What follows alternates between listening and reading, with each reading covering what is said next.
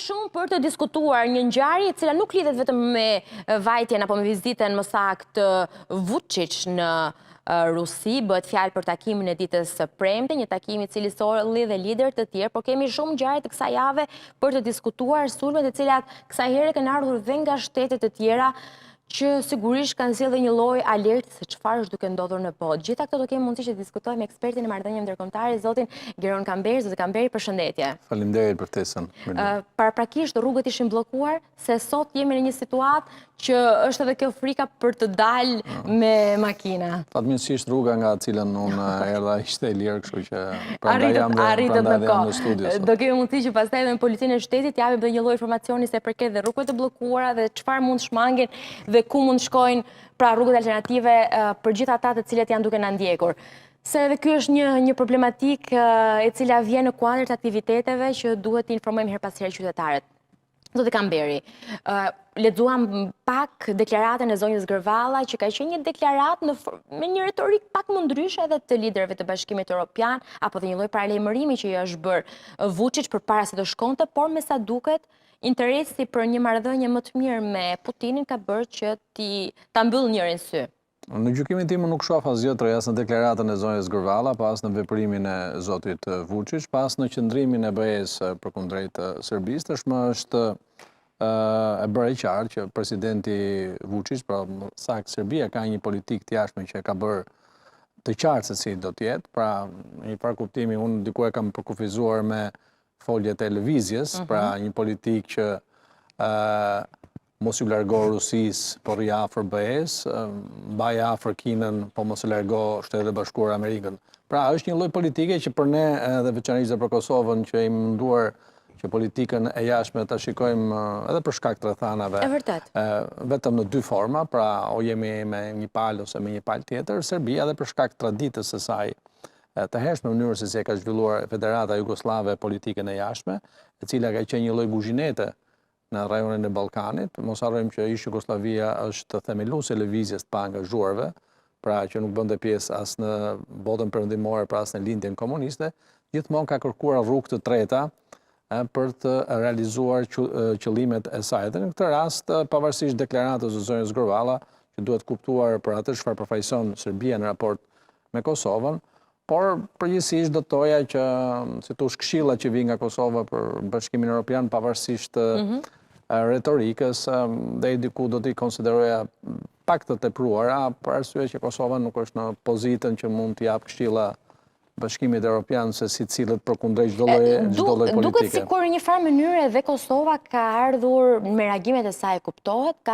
ardhur edhe paralelisht edhe me deklarata që kanë ardhur nga Bashkimi Evropian. Të paktën Bashkimi Evropian edhe ka kërcënuar me sanksione Vučić nëse të shkonte.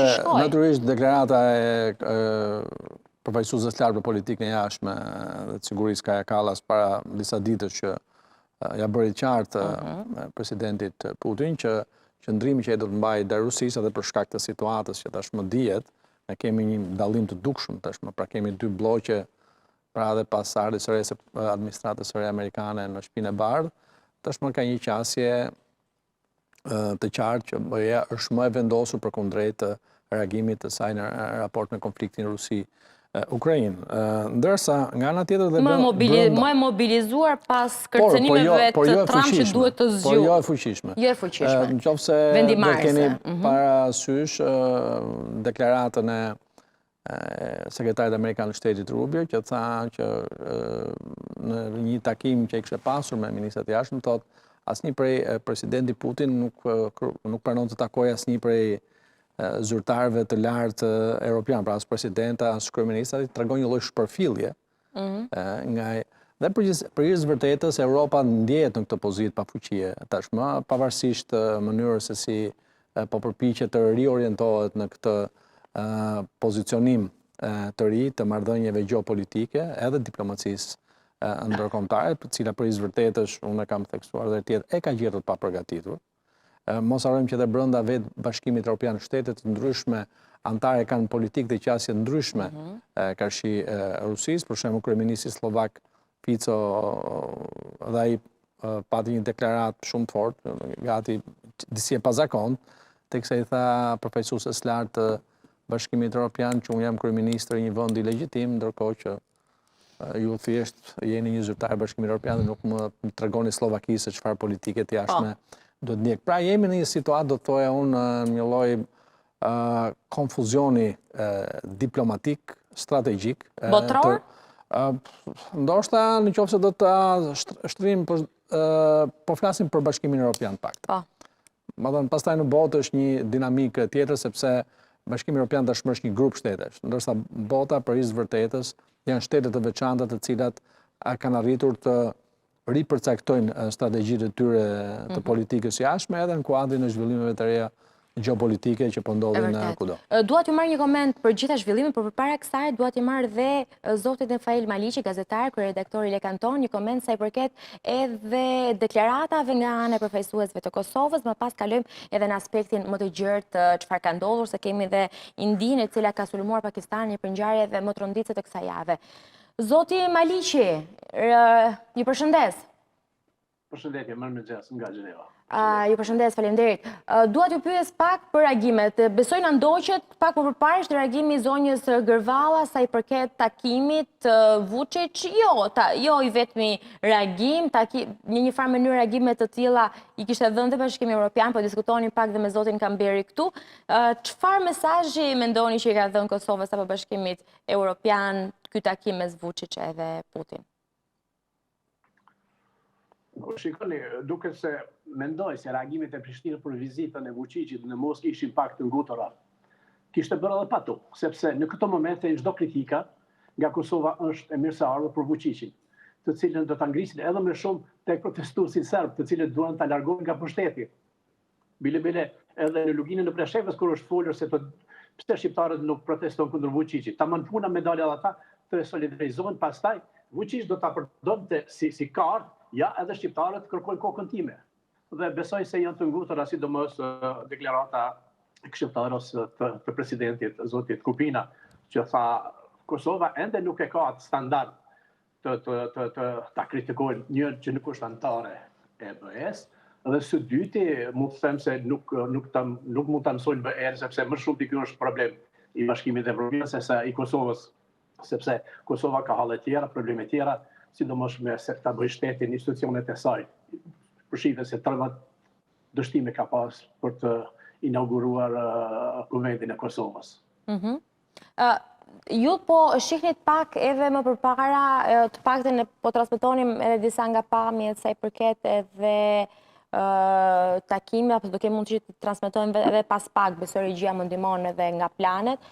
Duhet thënë që Vučić paktën kishte deklaruar edhe më përpara që është i hapur për të mirëpritur sanksione nga ana Bashkimit Evropian nëse kjo është ajo çfarë pritet me takimin e tij. Pse mendoni që është i rëndësishëm që në këto momente që geopolitika duhet thënë që është një lloj konfuziteti, paktën edhe me zotin Kamberi këtu po diskutonim, që Vučić të ndërmarrë këtë hap ku ende nuk ka dritë një shile për t'u bashkuar Unionit Evropian, ndërkaq që Rusia është duke u sulmuar nga gjitha palët, pra nga BE-ja, nga administrata Trump etj. Pse duhej pikërisht që të largohej nga rrjedha apo nga shinat e BE-s për të dhënë këtë bashkim, për të treguar që po, qëndroi edhe si alat me Putinin?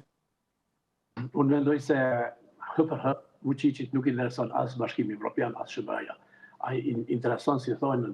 Vetëm Rusia? Falë? Vetëm Rusia?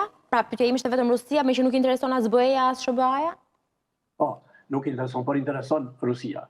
Për shkak se bile tash si thash intereson më shumë vetvetja, sepse ajo është në prag të largimit, që nga 5-6 muaj ka protesta në Beograd, dhe tash ti kanë protestuesit të dalin edhe jashtë kufive, janë në rrugës Strasburg, janë rrugës për Bruxelles, për Gjenevë dhe qendrat të tjera të vendosur.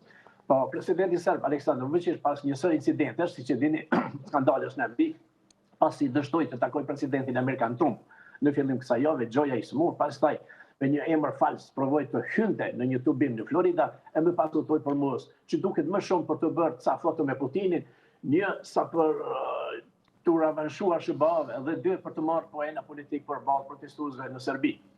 Përkundër kërcënimeve dhe paralajmërimeve të BE-s, Vučić e bëri të vetën, mori pjesë në sheshin e kusht në Moskë, në paradën me rastin e të dhjetorit të fitores ndaj nacizmit të luftën së dytë botërore.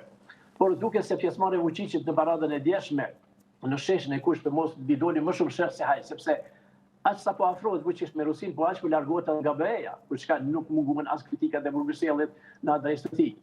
Me këtë vizitë, Greta, të Vučić në farë mënyre ai po ashtu u përpoq që të primistoj imazhin e vet çfarë Gordon Shëba, për çka media sere shkruajtën se ai e ka kompromituar diplomasinë dhe shtetin serb.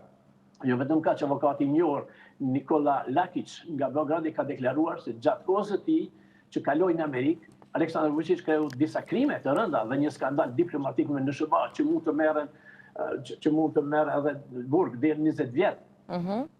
Një rregim ka pasur po ashtu edhe nga Richard Grenell, i cili u shpreh i shqetësuar për fatin e presidentit serb, duke thënë se Vučići po mungon shumë. Ka shkruar gazeta. Po, atë që bëri një status në rrjetin social X momentin që u tha që Vučić për shkak të problemeve shëndetësore nuk do mund ta zhvillojë këtë takim në SBA.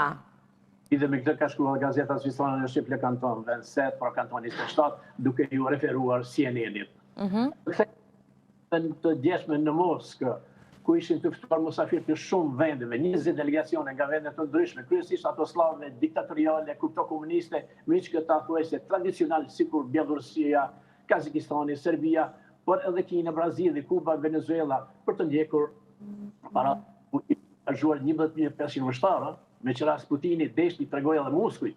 Aty u po edhe Vučić e shëruar nga Milorad Dodik, president i Republikës Srpska. Ndër personalitet më të larta që në ranë në sy që i pom, ishte